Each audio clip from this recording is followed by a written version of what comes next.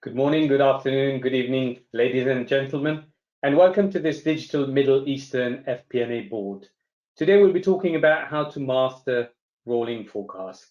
My name is Hans Gobin. I'm an international FP&A board member, ambassador, and also FP&A Trends ambassador. And today I'll be hosting this meeting.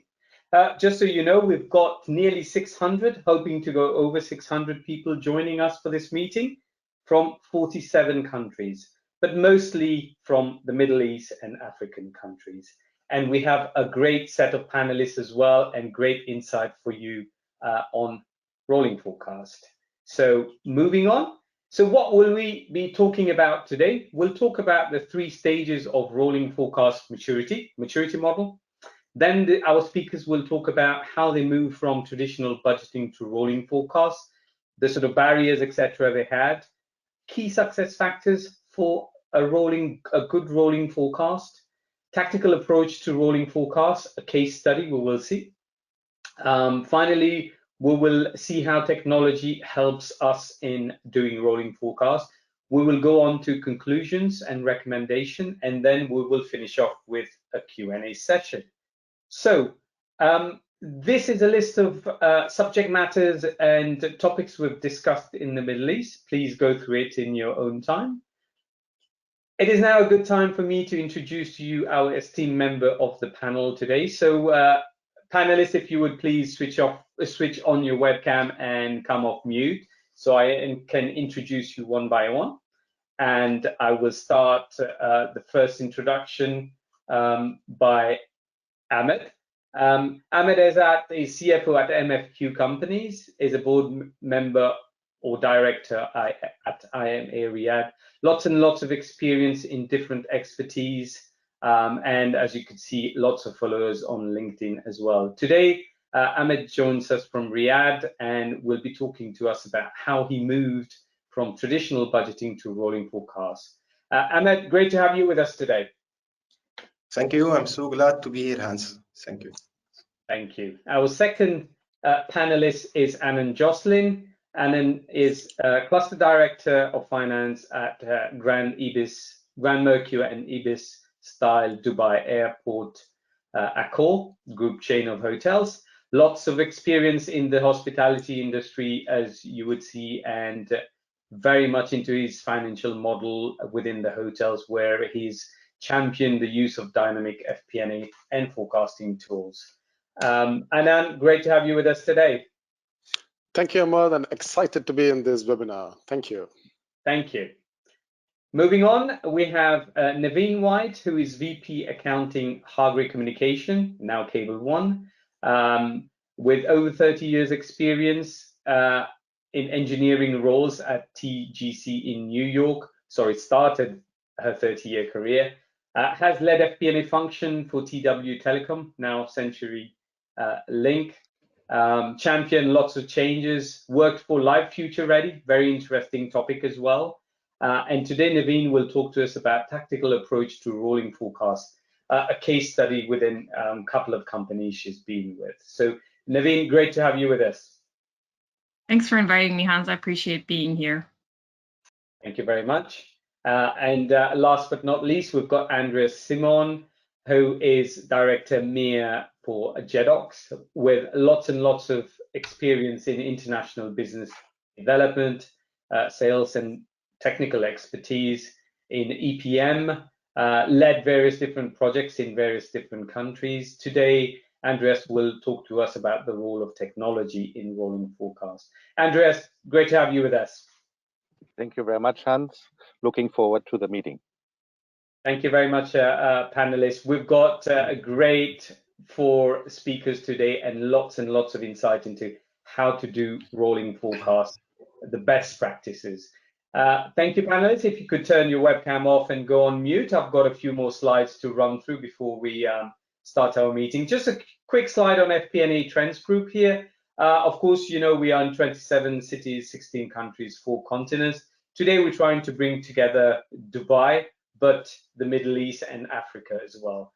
And also to highlight that we're also doing best practice workshop and FP&A consultancy on your demand.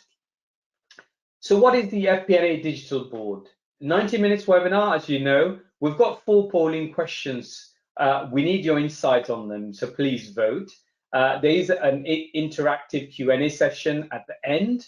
You can ask questions starting from now if you'd like via the chat box, but keep asking questions and please direct it to whoever you want them to answer. We will get to a few of them today. Those that we can't get to, we will answer via email anyway, so keep sending your questions. You can network with us directly via LinkedIn. You can also download the presentation in Handout. You will receive a copy of the recording and presentation within a couple of days of the meeting. Finally, when I close this session today, you will get a feedback form, so please give us some feedback, but also tell us, what would you like to hear from us in the future. Very important, so please do that. A quick thank you to our technology sponsor, introduction, Jedox, who of course are modern enterprise performance management tool, one of the smartest platform for planning, reporting, and analytics. Thank you very much, Jedox, for sponsoring this event. I've got a couple of slides that I would like to kind of quickly take you through before we start our presentation. Just a very quick example of what a rolling forecast looks like. And here what we're looking at is an example of a 5-quarterly rolling forecast.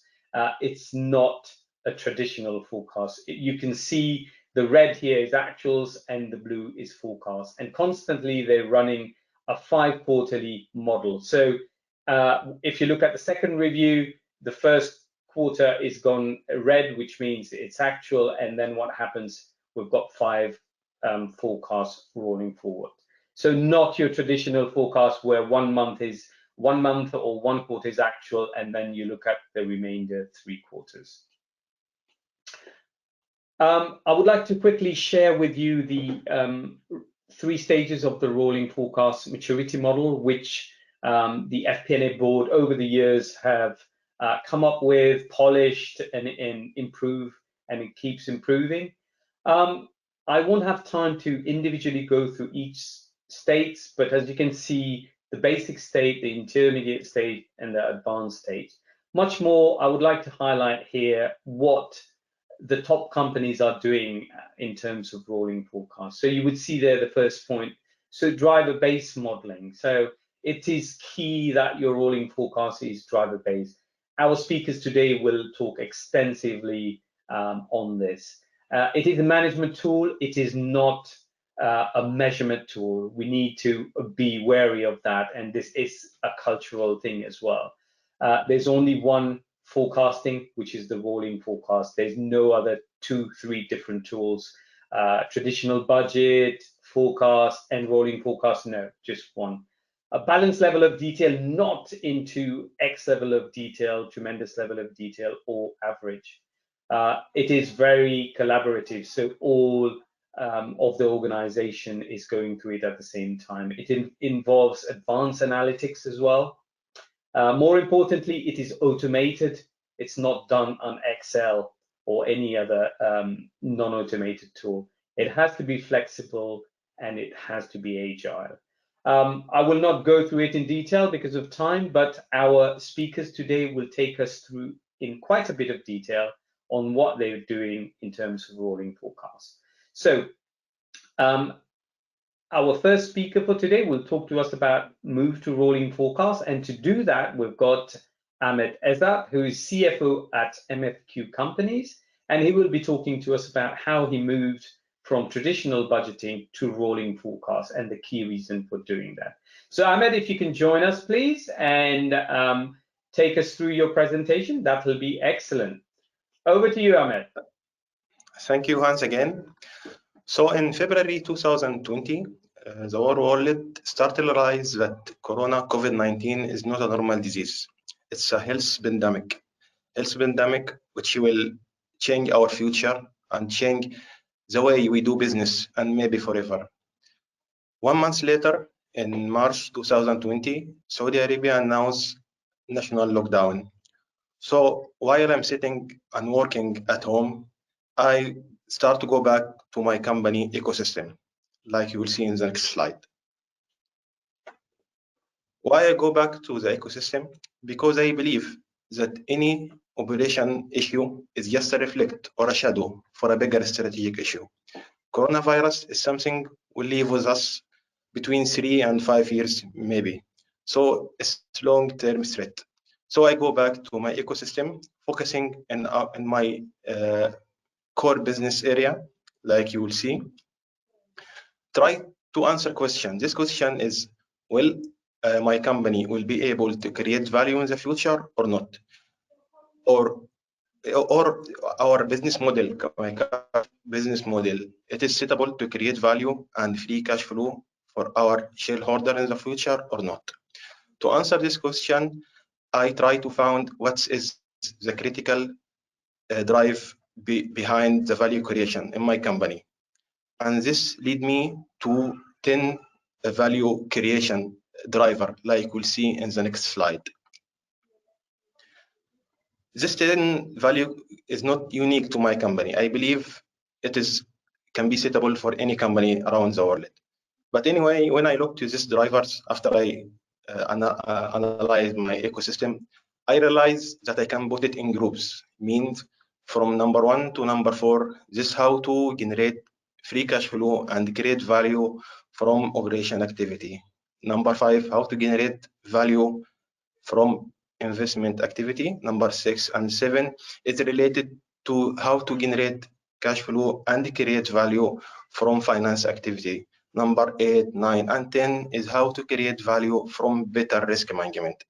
As you see, what I need now after I found the 10 drivers is I need one platform which can integrate it and consolidate it all this drivers. In this time, I was using the traditional budget, like most companies in the Middle East or in the world.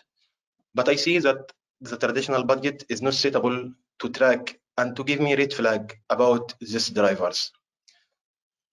So I think and I realize that I must move to adopt a rolling forecast. Rolling forecast is depending on what's happening now. It has the power of now. It helps the companies to reallocate the resources in a way which generate a maximum value and create the maximum free cash flow for the company. For adopting rolling forecast, you need one technology platform. You can't do this in Excel or on Power BI. I don't have any problem with Excel. I use Excel all my life, but for rolling forecast, it's not suitable because you need to generate data from different departments in the company and consolidate it and give result on the real time and tracking the value of the driver of the value in the company. So as you will see in my next slide,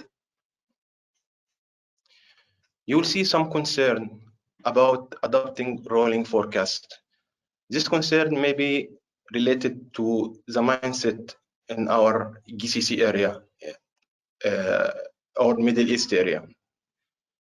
The first concern that it will be require a real cost, time, and money. But this is not correct, because if you made any real visibility study, it will show that traditional budget is more consumer for cost and money and time for employee and require more employees. Second question or second concern about rolling forecast, it will be unwilling to adapt. This is the most critical issue in adopting real forecast, in adopting rolling forecast. Because you will face some old school guys in your company, they stick with the traditional budget for a lot of years, then they simply don't want to move to rolling forecast. The best solution in this case is to adopt a parallel running. You get the result from traditional budget and result from rolling forecast, and then compare these results, and you will see what is the precious data which you get from real forecast. Another concern, number 3, sorry, is still too much time can be spent in rolling forecast, and there is not enough time to spend in action. And this is not correct, because rolling forecast is a tool of management. It's not a tool of control. Traditional budgeting is control tools. This is totally different, because rolling forecasts give you the accurate data on the real time, so you can take the needed actions now, not after 3 months like traditional budgeting. Number 4, it is important to use expert who can implement rolling forecasts. Yes, this can be in the first stage of adopting rolling forecasts. But after this stage, you can provide to your team individual coaching, workshop, courses, seminars, so you can guarantee that they will reflect on the rolling forecast rules. Last concern or last question will be, rolling forecast does not really attempt to forecast the future. Yes, I agree 100% about this concern, because rolling forecast is not astrology. It is about to find the suitable driver for your business and track this driver. Try to assess the outcome from these drivers, and put how to deal with the outcome from these drivers. So on the next slide, I will show you one fantastic use of rolling forecast. Beside rolling forecast is about P&L. I think everybody agree about this point. But I use the same platform, my platform, to forecast cash flow also. And as a finance leader, one of the critical issue for us is how to forecast cash flow or how to manage the cash flow.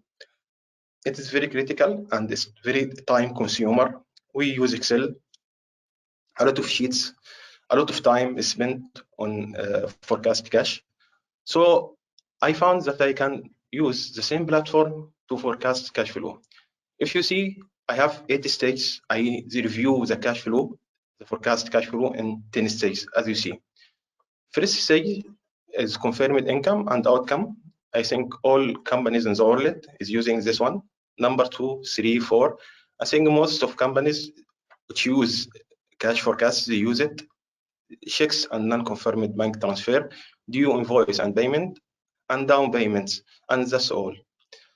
What I use rolling forecast, I integrated the unrealized and accurate revenue within show in cash forecast. In stage number 6, I integrated the BOS, delivery notes, purchase order, quotations. So what happened when your sales manager start to make quotation on system, it's directly affect in your cash flow. You don't need to get data from him, then enter this data in Excel and see the result. No, directly. Stage number 7, I integrated the business plan, annual action plan, or short-term plan, however you called it. It's 1-year plan. I integrated and consolidated in review in cash flow. Stage number 8, I integrated the long-term strategic plan, whether it's 3 years or 5 years or 10 years, however you want. You can show your cash flow for 10 or 5 years one time when you go to your office in the morning. And I think this is a very fantastic thing to do. Thank you again. This is all. Thank you, Hans. Ahmed, thank you very much for a great presentation. I think a few key points that I've picked up from your presentation is, of course, the challenges you've gone through, but much more importantly, you highlighted how you got out of those challenges, how you thought positively about, putting rolling forecasts in a very difficult cultural place as is Riyadh and Saudi Arabia. But also, much more importantly, how you put together the cash flow. So it's not just about P&L, it's all about three-way planning. We seem to have lost you there on the camera. Ahmed, if you can come back, please. And also the other members of the panel, I'd like to invite you back to give us some insight on Ahmed's presentation, please. Anand, if I may start with yourself. Thank you, Ahmed. That was a brilliant presentation, and like Hans said, it's quite extraordinary to see that you have spent the time in the pandemic and then to look into your business, reimagine your business, and come up with a new way of managing the business. But of course, you implemented rolling forecast as well.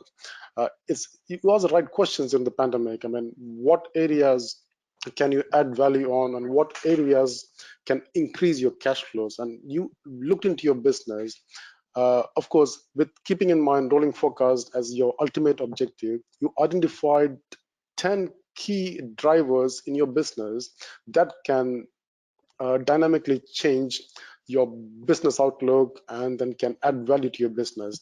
That is a great example of how rolling forecast can really transform a business. Ahmad, that's an excellent story. Thank you. Thank you. Thank you, Anand. Naveen? Yes, I completely agree with that. I think it's Ahmed's story highlights how a crisis can often be a catalyst to push companies to think differently. I mean, there isn't a single budget out there that survived the COVID pandemic onset. And if they did, odds are that wasn't a real budget to begin with, because they completely understated the potential results. So I think it sometimes takes a crisis, but I think it also, Ahmed's compelling results should lead others to think about not waiting for a crisis to consider this as an alternative to a planning process. Thank you very much, Naveen. And finally, Andreas? Thank you very much, Ahmed. Very nice presentation. I think it's a very good starting point also to see what technology can do, and that Excel and manual spreadsheets or manual process are not the right way to do rolling forecast. But I think we will hear more about that in the later presentation. Thank you, Ahmed. Thank you very much, panelists, and thank you very much for Ahmed for a great presentation. Let us now move on and look at what our audiences are doing in this space. So if you would like to switch off your webcam, and I'm going to launch our first polling question, please, if you can vote. And the first polling question is all about what is the best description of your current forecasting process? First option, we do not do any forecasting. Second, traditional budget forecast based on accounting period. Third, hybrid forecast. We have both traditional and rolling forecast. And finally, we only do rolling forecast and use a snapshot for our budget. So please, if you can vote. First, we do not do any forecasting. Second, we do traditional budget and forecast based on accounting period. Third, hybrid forecast. So we're doing rolling forecast here as well as traditional. And fourth, we're doing rolling forecast. If you can vote, please. We've got 60% people have voted already. I'm now going to close, and I'm now going to share it with our panelists. So we do not do any forecasting, 5%. 48% traditional budget and forecast based on accounting periods. 38% hybrid forecast, so traditional as well as rolling.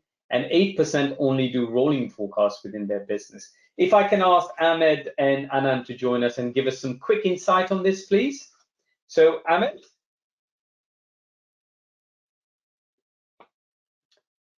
Ahmed, some insight from yourself?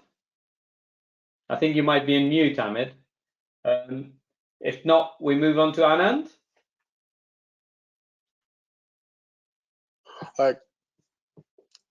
Thank you, Hans. The results are quite interesting. As we can see that 38% use hybrid forecasting, and that's a good improvement. I mean, that is it shows that rolling forecast is gaining traction, and then there is a good opportunity for the remaining 48% who is doing budgeting only to transition to a rolling forecast.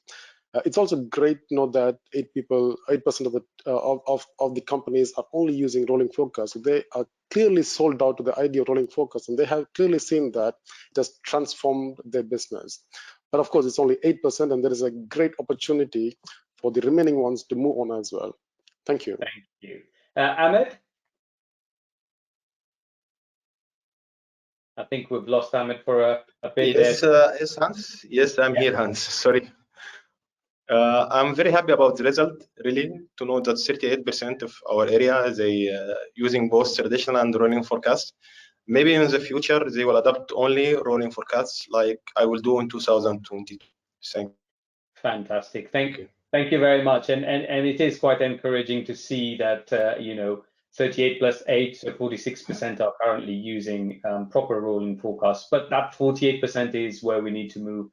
My big question is, what is the 5% doing? So thank you very much, panelists. Let me now hide this and we move on to our next bit. But before we move on to our next session, I would like to just remind our participant that please ask your questions and direct it to the presenter or the panelists you would like to answer.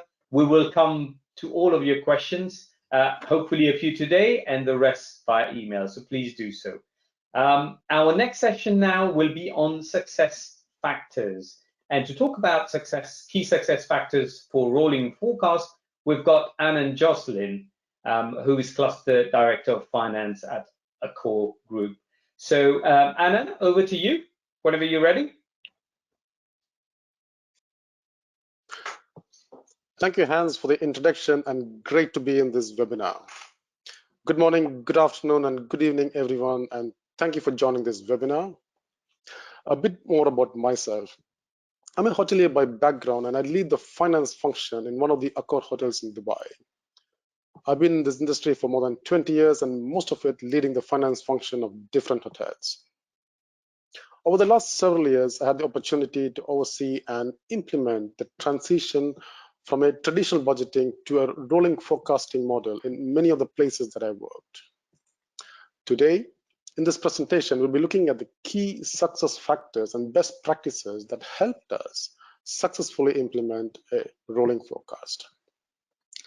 Let's move on to the next slide. Looking back at our journey, I would like to categorize the key success factors into 3 key pillars. They are the people that are involved in this process, which is number 1 factor. Second is a technology that provides a platform to collaborate and automate the entire process. And last and most important is a process that puts everything together, the people and the technology, and then finally generates the rolling forecasting model. Let's talk about people in the next slide. It all starts with executive sponsorship.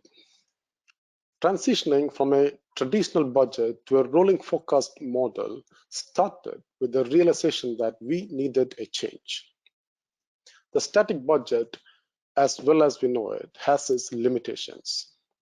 It is resource intensive, takes several months to prepare, and due to the dynamic nature of the economic climate, the static budget was made redundant in many cases very quickly. The change in our case happened many years back. Senior leadership was convinced that we need to change and decided to implement a rolling forecast and make that transition. In our case, we started off with a 24-month rolling forecast along with the traditional budget that was updated on a monthly basis.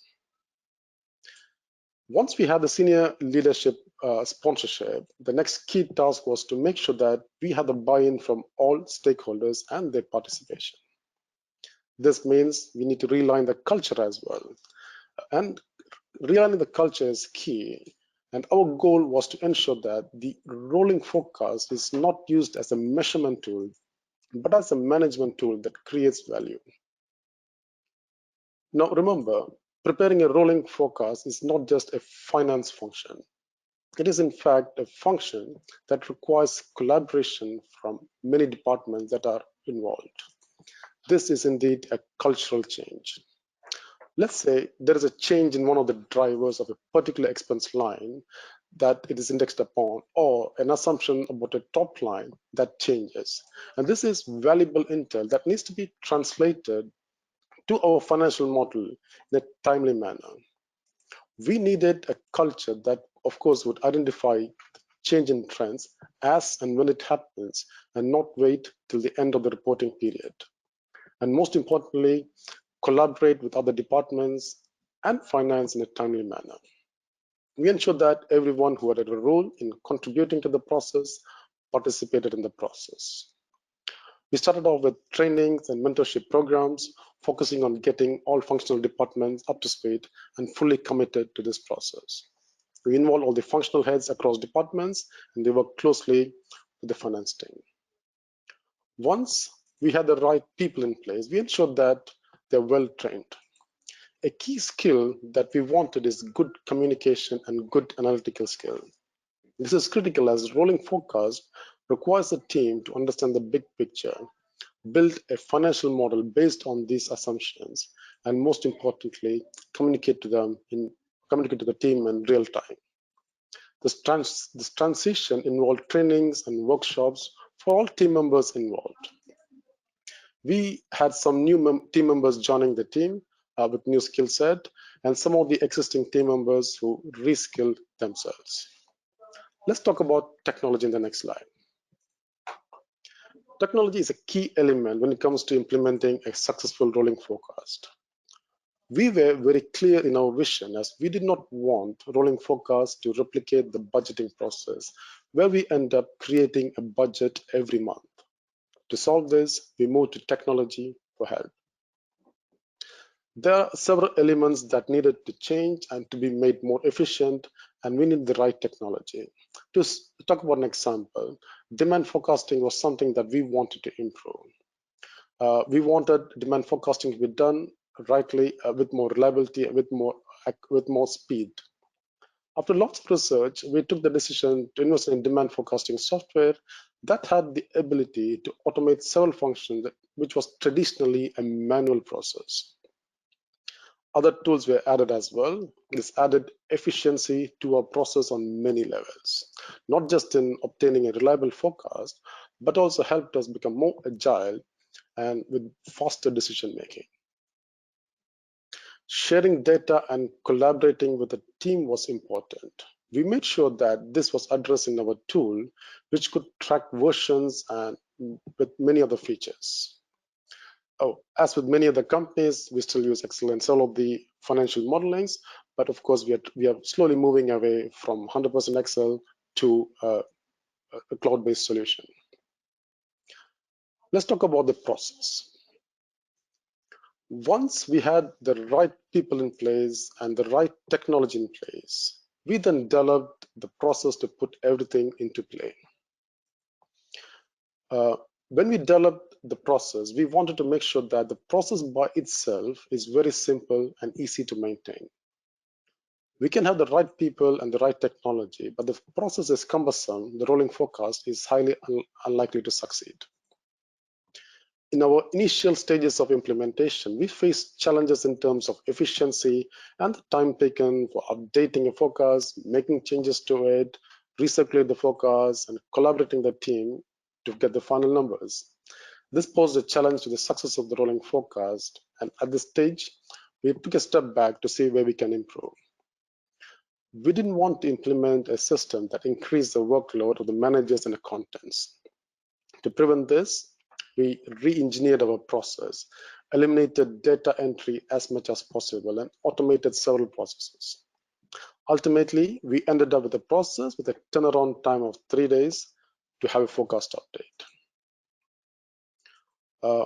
Having a driver based is important.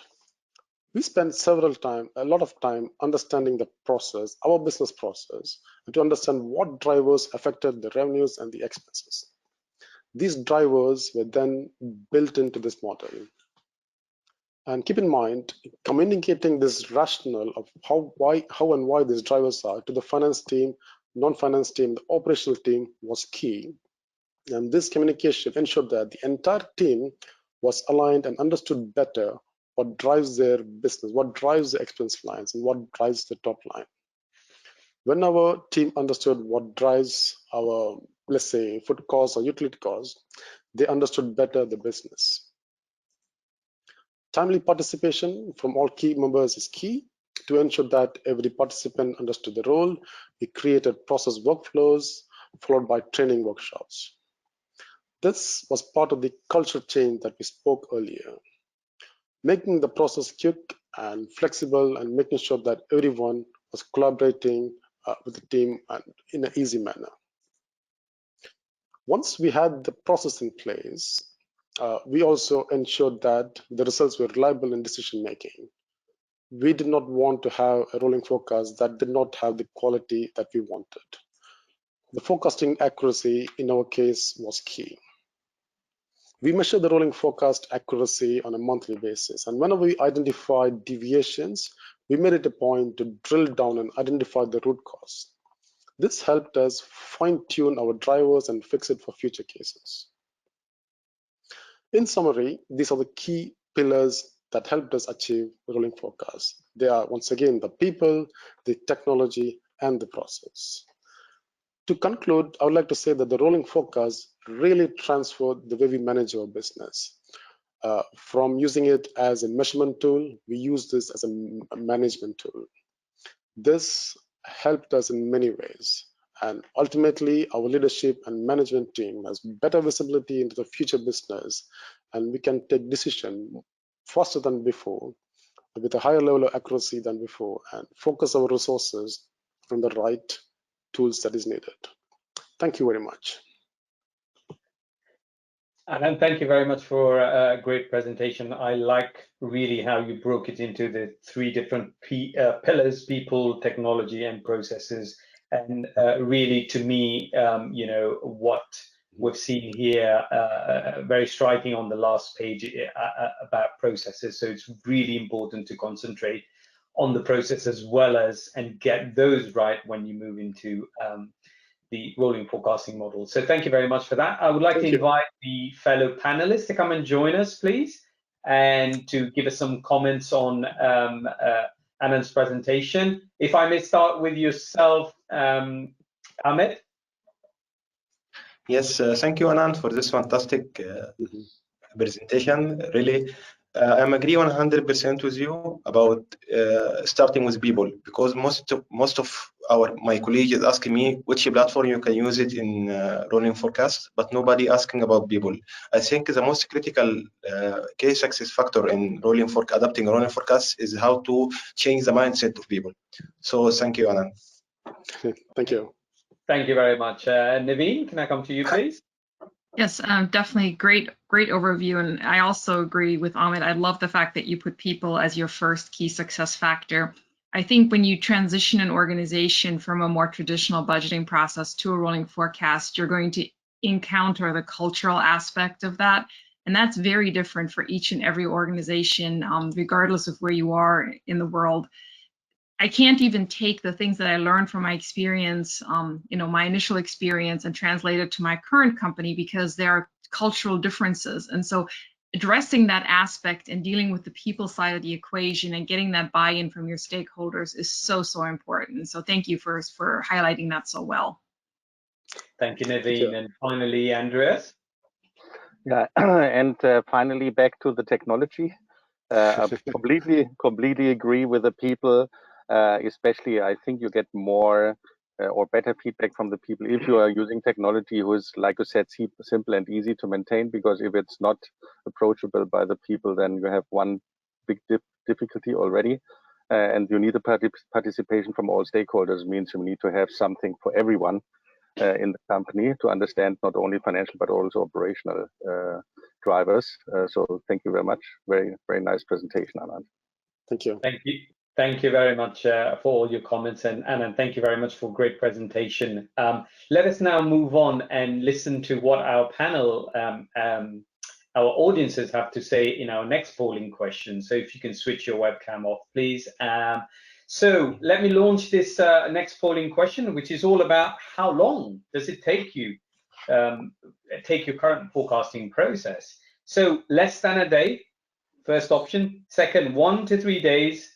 4 to 7 days, 8 to 14 days, more than 14 days. If you can please respond, please. So for less than a day, 1 to 3 days, 4 to 7 days, 8 to 14, and more than 14 days. One of the good questions we are getting as well is about how often people do their forecasting processes, and the question is around why. So we will attempt to answer that later on, but we can see very clearly from here how long people take to do their forecasting.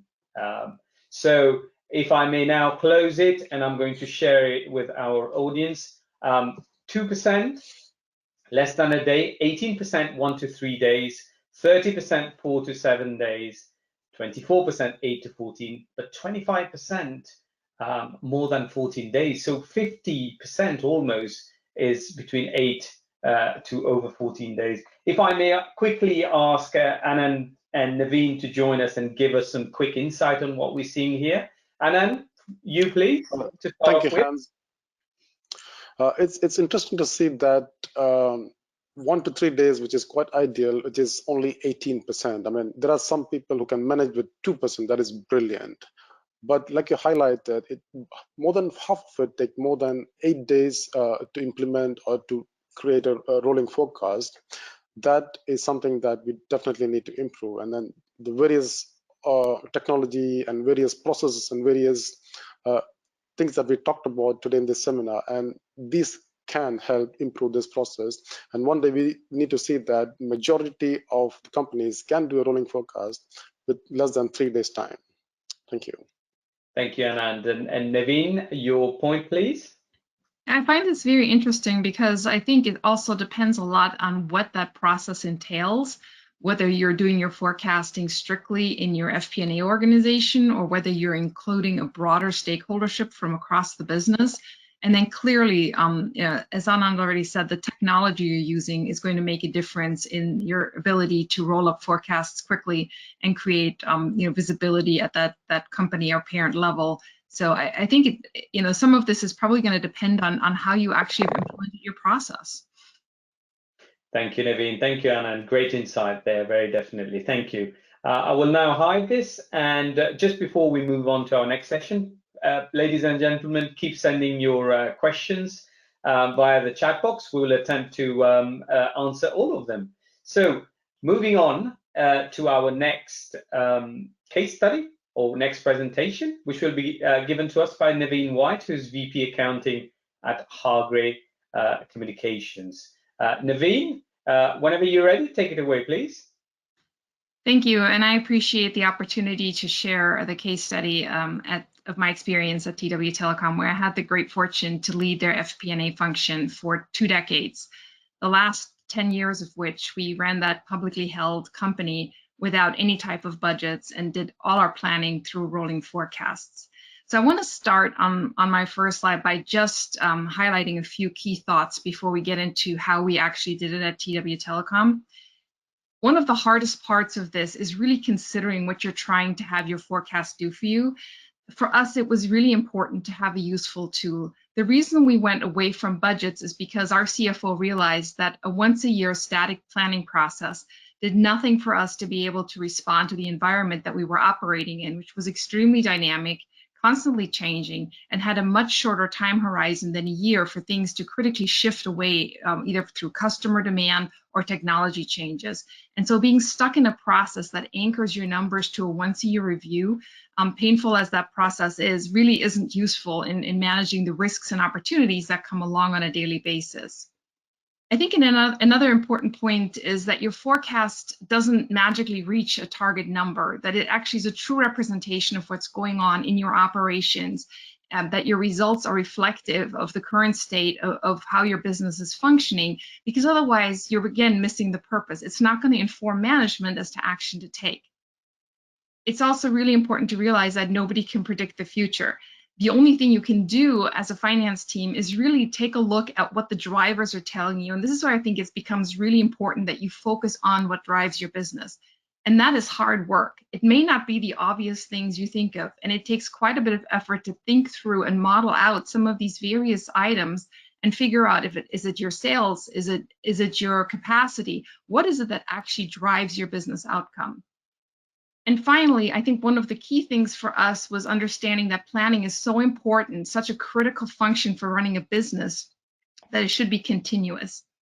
As we embarked on this process back in 2004, one of the things that I learned really quickly was that terminology and making sure everybody's talking the same language is important. So what I tried to do on this next slide is really highlight for you some of the key points of how I'm going to be referring to this as I present this case study to you.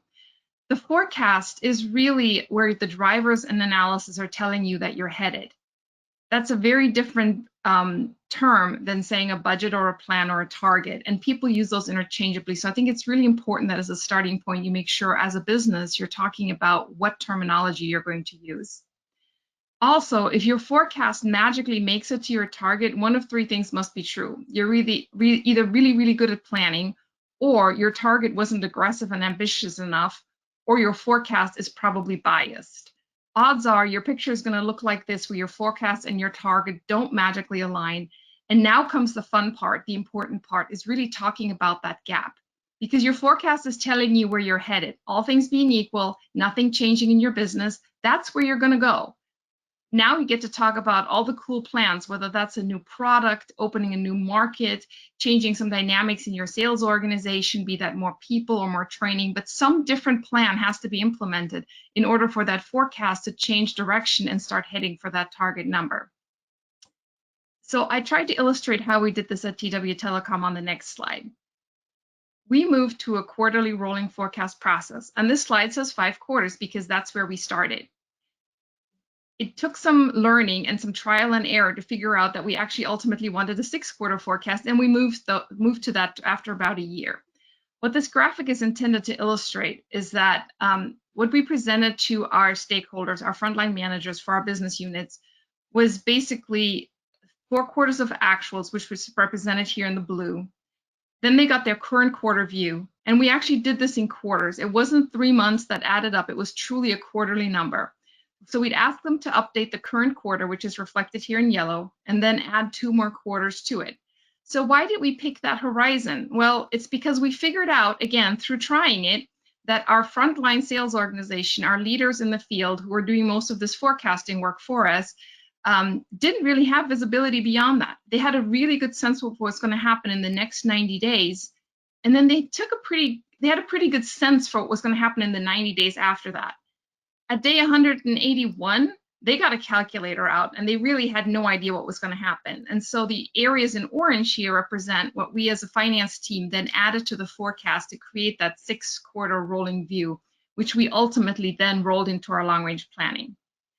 So the horizon depends really on what your stakeholders and the people who are inputting data into your forecast have visibility to.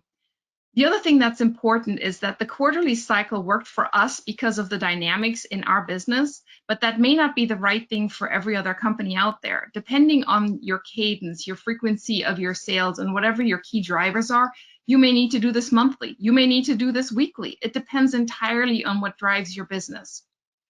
For us, the quarters worked, but again, we didn't know that going in. We figured that out after trying it a few times. Our first forecast going through was awful. It took a lot of realizing that there were a lot of things we hadn't learned yet that we had to figure out, fix, adjust, and try again. Our field business units, which where our revenue was forecasted 45 line items, again, on a quarterly basis. So it literally was like 3 numbers for each of 45 line items.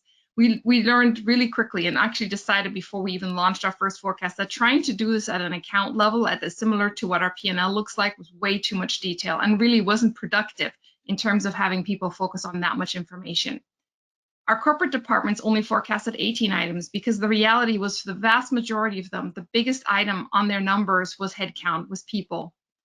And so by having them focus on just that and not creating a lot of work around items that weren't volatile, relevant, or changing a whole lot, it really helped us streamline the process down to engaging with our organization once a quarter. We gave them about 2 weeks to do the forecast, even though we know from our system logs that they really probably spent about 2 hours actually working on the forecast models because we had them at such a precise level of summary information that they didn't have to spend a lot more time than that actually getting to the numbers. So there's a lot of things that came out of the learning. You've heard me say a few times now that we tried things and we adapted and we reconfigured because we had to. I tried to capture a few of these thoughts here on my last slide. Forecasting is not doing a budget multiple times a year. Your organization cannot stay in the stress of that. It's really about having a call to action, about informing leadership that something is happening that they need to engage in and change. And it's a transformation. As I already mentioned, it's a culture thing and it's hard. Getting people to change their mind, getting people to adopt the new process is a very difficult thing, especially when it's something as core to business as budgeting. I mean, you saw from the polling numbers how many companies are entrenched in doing traditional budgets. You need to engage some type of change management. And it doesn't matter if that's something formal like ProSize ADCAR process or the Cotter process or the Heath Brothers or something that you've developed internally, as long as you implement some type of a change management support structure to make this process happen and gel within your organization. The executive sponsorship helps, albeit I'll say it's probably fundamental to making it happen. I was fortunate that our leadership team was very foresightful And they actually embraced the statement that I quoted here about how doing rolling forecasts is a fundamental change in how we manage and evaluate our business. They rallied around that and supported this initiative, which made it not just a finance thing, it became a corporate initiative at that point.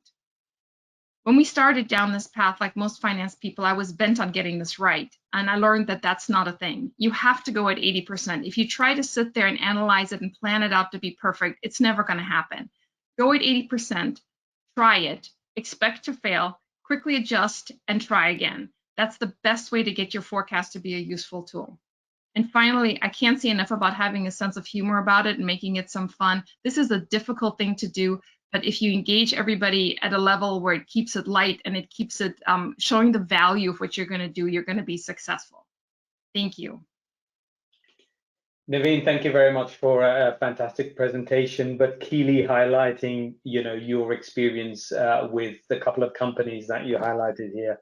For me, focus on what drives business is one of the key elements. The other key element I picked up was the 18 items rather than 118 or 1,018 items to be forecasting. And finally, on this one, go at 80%, which is fantastic. Progression over perfection. So thank you very much for that. Let me ask my fellow panelists to come and join us and give us their insight into what Naveen has just presented, please. So if I may start with yourself, Ahmed. Yes, thank you, Naveen, to share with us this hard and long journey about adapting rolling forecast. I agree with you that the important thing is people, again, how to change mindset for the people. And thank you again to show the difference between traditional budget and rolling forecast. They are two different things. So thank you. Thank you very much. Anand, your point of view, please. Correct. Naveen, that was a great presentation.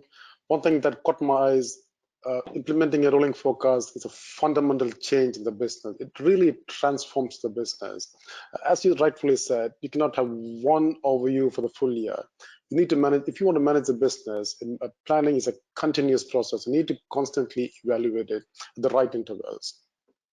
You articulated the target and the forecast and how you should use the right terminology. That is a brilliant presentation.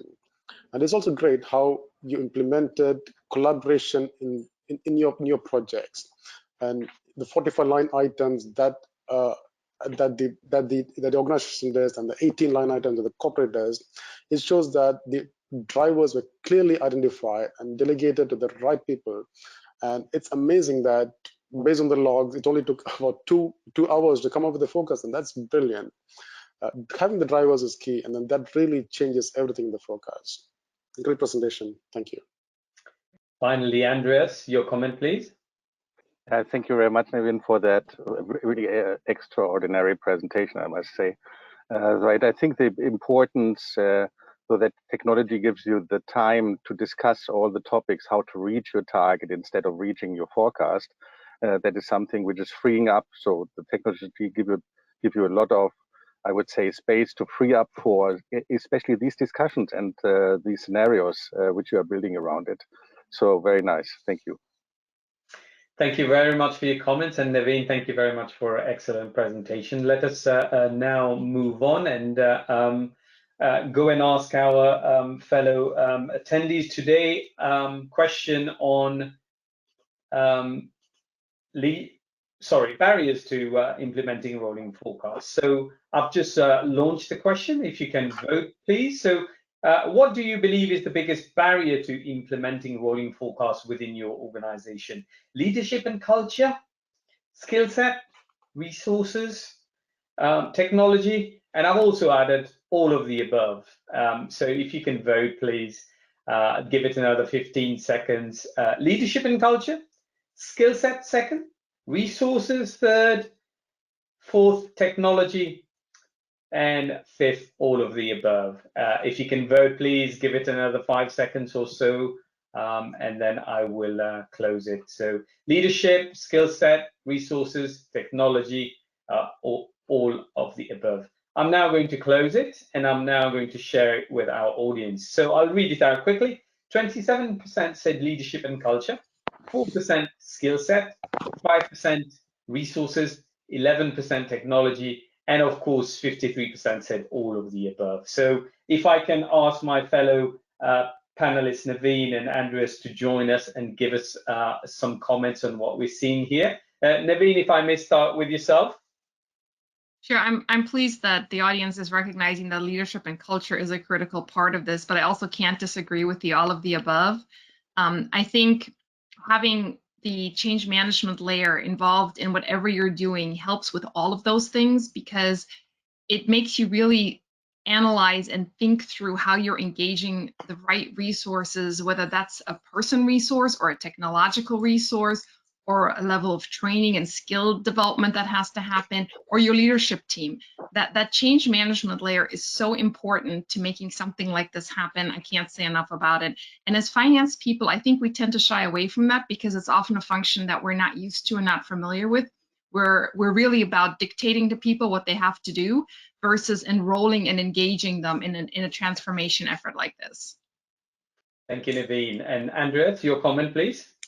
Yeah, I'm also very pleased that the people are mentioning all of the above because the technology is already there and can be used.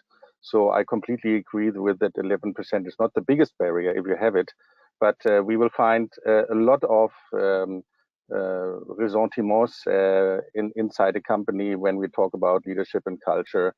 Skill set can be trained if you have the technology, but the resources to be available in leadership and culture is a very important point in all the projects when you're delivering the new technology for the rolling forecast.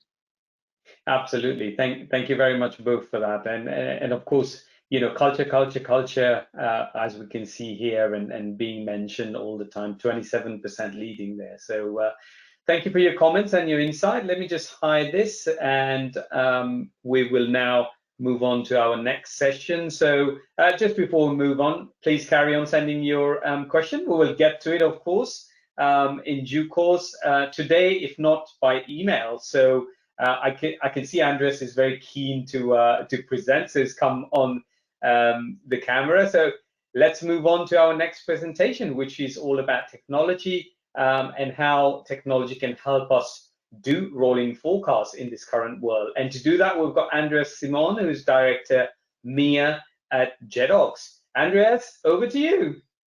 Thank you very much, Hans. Always a pleasure. Yeah, when we are going to my presentation and open up the first slide, we will see that the world, we already saw that in a lot of presentations before. The world is changing rapidly. It's not only globalization and digitalization, which is increasing the demand of increasing speed of change, but it's also the pandemic, which was recently very heavily impacting all the economics. And we saw that in the presentation from Ahmed that it forces him to go into the rolling forecast because it has a business impact, of course, and a very big business impact. And doing a budget planning only once a year, it's not anymore the point. So we face a market with ever-changing requirements, which forces companies to react and adapt more and more quickly to the new circumstances. And not only that, also the volume of the data and information we have to go through and is increasing exponentially. Too often, this data, unfortunately, is coming from many often isolated systems. The data available on management usually has a strong financial focus and thus does not consider the entire operational and value drivers in a company. And when we go to the decision and planning process, the decision planning process are often very slow due to manual and Excel-based processes. I have seen in my 25 years of EPM so many Excel-based, I would say, planning applications where there are hundreds of Excel sheets are connected to each other, with, of course, a lot of error-prone failures inside. So on the one hand, you have to be very fast. On the other hand, the systems and processes does not allow you to be very agile. So that is the first thing what we are coming to. If you are looking for an enterprise performance management, you need to look for agility and flexibility. And that is what we're seeing on our next slide. So this is required for rolling forecast. You need to plan and manage your business like you'd have done it always. So because the management process have not changed generally. But the difference is that the circle is turning faster and faster. Therefore, we need that platform or the technology who is giving us the chance to be faster. And not only that, we have FP&A. Now we have the new term came from Gartner with FP&A, the extended planning and analytics. And that means that you're not only working in the Office of Finance, but you're also trying to understand what's happening in the operations, because today departments along the value chain must be integrated if you want to understand the impact of different activities on your result. So finance data need to be combined with sales, procurement, HR, supply chain. So the impact on rolling forecast is we face a market with ever-changing requirements, with forces, companies, etc. So when we are going about make better decisions with more agility and speed is when I started 25 years ago, we had a very, very rigid top-down approach. Yeah, that was the main thing in FP&A. Then we came to the traditional FP&A where we have now annual planning, quarterly forecasting, data, top-down, bottom-up, which was enabled by Excel environments, etc. But the new area is now coming with FP&A. It's business partnering. The CFO in the Office of Finance is helping other departments in the organization to understand their drivers. So we want to go from annual planning to continuous, and we heard that with Navin and with Anand. So we want to go to continuous real-time planning and forecasting. We want to understand granularly operational model and solutions and not only more high-level financial plans. And we want to be driver-based and scenarios. And we want to have a platform for strategic, financial, and operational plans. When we look in terms of the next slide, what are the three different topics which we are supporting? So in modern enterprise performance management platform supports the entire journey to this digitalization, because what you're starting first is you want to automate all your planning, forecasting, and reporting processes. You want to get your spreadsheet chaos under control and increase the efficiency, not manual entering anymore, or creating the manual process and flows. You want to be automated. The second step is when you have done your automation, you want to have a collaboration between all the different entities, departments in your organization. You want to have a perfect platform to combine different planning areas, forecasting areas, to collaborate across the business, not just build only planning applications or forecasting applications for sales and finance. Flexibility in a platform is the key for that. If the platform is not capable to support forecasting capabilities outside of the Office of Finance, then it's the wrong one. So please keep a look on that. And at the end, I would say the cream on top of everything is that you want transform planning to create new value, respond faster. Even you want to have a new collaborative approach, and you want to have this continuous planning. We heard about it, rolling forecast, predictive forecasting. You want to use artificial intelligence, machine learning, looking for patterns inside your databases, which is reducing your time on the rolling forecast dramatically. That can be all done automated, or at least a lot of it, so that they come away from the 8 to 14 days and what we have seen, and around 8 days of rolling forecast down to only a few hours or 1 or 2 days. So they're very important to use this new technology and to have a platform who is supporting that. On the next slide, when we see the streamlining the planning and the analysis report, going back to the first step. So you see, without modern platform, you have all these manual process. With a modern EPM platform, we have a data integration, which all the data silos you want to integrate. Very important that this is so flexible that even if you're merging or you have a new idea, you can integrate all your data, which is necessary. And then you have a workflow included, which gives you the approval, reject, all the automated processes. That is what you have when you want to streamline your planning, analysis, and reporting. You don't want to have the discussions anymore if this spreadsheet is a version final, or final 1. Everything should be the single version of the truth in one system with all the data and all the application inside. When we go to the next slide, then when we have done, like I said, the automation, move to a more holistic performance management approach, collaborative across all the departments, improve planning, forecasting results by integrate finance and operations, collaborate and harmonize forecasting processes and workflows.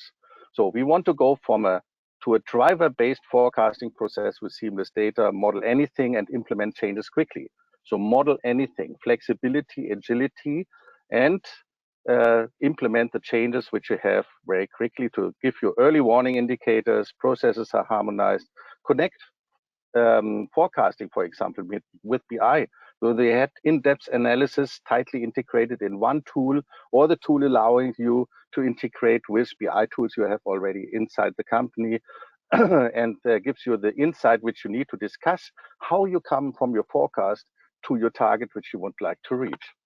In the next slide, we see then the later stage when you want to unleash even more speed and increase agility, where you have the increase of forecast speed, down from 14 days to 8 days, one rolling forecast, and accuracy for better decision support.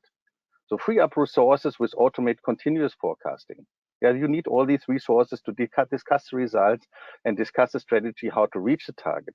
Understand the impact of changes for the entire business, not only for finance, ensure sufficient size and quality of data sets. So what you want to use is easy to use and transparent machine learning and AI, artificial intelligence, with assisted forecasting, like with using data preparation wizards and engine. So to automate a forecast, you can use pattern of how business is developing continuously, understand the impact of changes, analyze drivers and patterns, and check quality and refine data automatically. When we come to the slide, next slide, we see that there's a lot of different companies you can put in one of these three buckets. So there are companies who started their automation process and moved away from the manual and Excel-based performance management system. Then you have companies who are already in the collaboration approach, who are doing FP&A, collaborate between the different departments, adding data from operational planning, forecasting to their financial forecasting. And then you have companies like you see here, Siemens, who are already using AI and machine learning for replacing manual forecast with driver-based automatic forecasting and achieve a real-time forecast with more than 90% accuracy. Yeah? Fascinating. That is a way we have to go. If you look at the final slides as a summary, if we want to go to modern FP&A, if we want to use rolling forecast, we need a platform which allows us to increase the agility of our forecast, of your forecasting and performance management. We want to have flexibility. We want to free up productive time to perform high-value analytics and simulation. And we want to understand the impact of changes across the entire business, not only finance, to speed up time for value for financial and operational application and reduce the dependency on IT and give the business more time to analyze how they reach from the forecast to the target. Thank you very much. Andreas, excellent presentation. I wish we had more time to give you. Of course, you put a massive argument for technology. We all know why we need technology, because there is so many things happening, and we've got so many questions in relation to not just technology, but the answer to those is very much around, yes, you're wasting so much time doing all of these things, because if you had a platform that could take away quite a lot of the pain away from what you're doing and put your effort into value add stuff. So absolutely, thank you very much for that. Let me call upon our panelists to come and join us and give us some insight into your presentation. So Ahmed, if I may start with yourself first, please. Thank you, Andres, for this great presentation. When I said Excel and Power BI got involved in rolling forecast, I believe some people was surprised, but you clear why it is not involved. So thank you. Actually, I think as the finance leaders, our main role in the time of pandemic is to contribute on the innovation of business. We must support the innovation, support the technology, and support the decision making in companies, in our companies. So thank you. Welcome. Thank you, Ahmed. Can I come to you, Anand, please? Thank you, Andreas. That was a great presentation where you highlighted agility and flexibility as one of the core values that we need to ensure that we have the right technology in place. Of course, something that you mentioned is all departments must be integrated. And having a successful business model, having a successful management tool it's essential that all departments are integrated, and technology is the right tool to bring all the departments to be integrated. You also touch base on FP&A, the next level that FP&A can take us to, and how a technology can help us reach that level. And that's a great achievement that every organization can do. As you said, if it can be automated, it should be automated, and that gives great efficiency to the process. And this frees up a lot of time for the individuals in question to use their time for something more value adding, and rather than updating numbers, having mistakes, fixing mistakes, etc. And how we can use predictive index and etc. to move on forward. Thank you. Welcome. Thank you, Anand. Great insight, and thank you very much. And finally, Naveen, to yourself, please. Yes, thank you, Andreas. It's always exciting to hear how far technology has come since we first implemented a forecasting tool. Gosh, it's been over 10 years since we did it. So the AI and just some of these aspects are really exciting. I think one of the things that resonated for me with your presentation is this idea that planning isn't just about finance, that it's really about the broader environment and other organizations. And I think one of the compelling ways you can get your operational teams, your sales teams engaged in that process is to think about this FP&A approach. If you make the planning about them and help them figure out how to translate the drivers that they're already forecasting for to manage their own business, because they're all doing it, whether they're doing it formally or informally, they're all managing some type of a driver, whether it's how many salespeople they have or their manufacturing capacity or whatever it is. If you can help them figure out how to translate that into the financial outcomes and make the planning about them and their processes instead of it being a finance process, I think you can overcome a lot of these cultural dynamics that often, are seen as a roadblock to making progress on a rolling forecast. Fantastic. Thank you very much, Naveen. Thank you, panelists.